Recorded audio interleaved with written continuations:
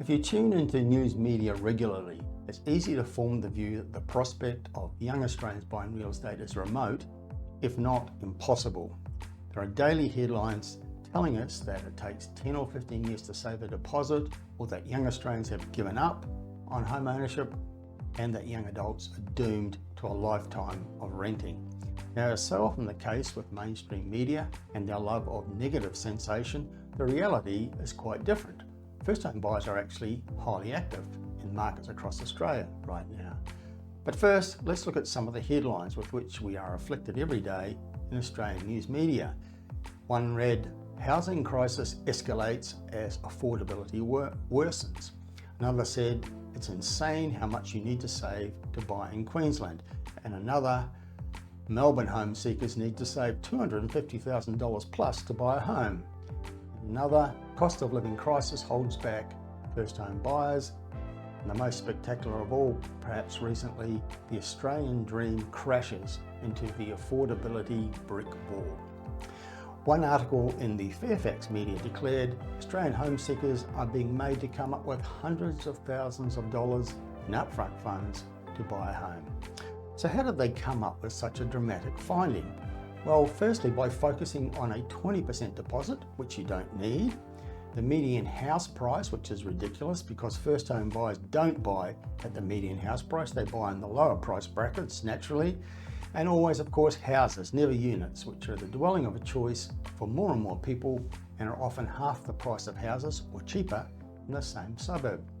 In other words, the article had the objective of not being informative or helpful, was simply to create a screaming headline, and the truth in those circumstances is always optional.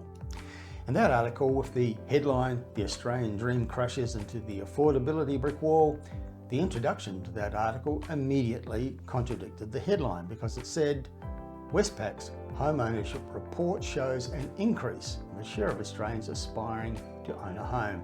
The survey found 44% of Australians plan to buy a new home in the next few years, which was up 9 percentage points since July 2023. So what's really happening out there in first home buyer land?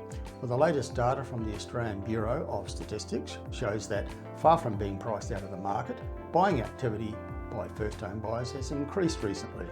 The figures on loans to buy a home show that the number of loans to first home buyers rose by 4.3% in February compared to January, and were up 13.2% compared to a year earlier. And the figures showed that the number of first home buyers buying homes was broadly in line with pre-pandemic levels. National Australia Bank senior markets economist Taylor Nugent said that first home buyers are proving very resilient, and he said higher mortgage rates were not proving too much of a hurdle for first time buyers. Now, in addition to that, research by the Commonwealth Bank finds that young Australians are also a dominant force amongst those buying investment properties. The Commonwealth Bank research found that the most active age group amongst those buying investment properties is the cohort aged between 27 and 42, and that's the one we know as millennials. That group accounted for almost half of investor property purchases in 2023.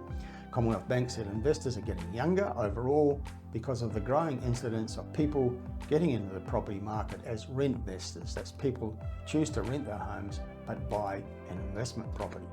So overall, is home ownership a fading dream for young Australians? Well, according to the data, rather than the media rhetoric, the answer is emphatically no. The dream is very much alive.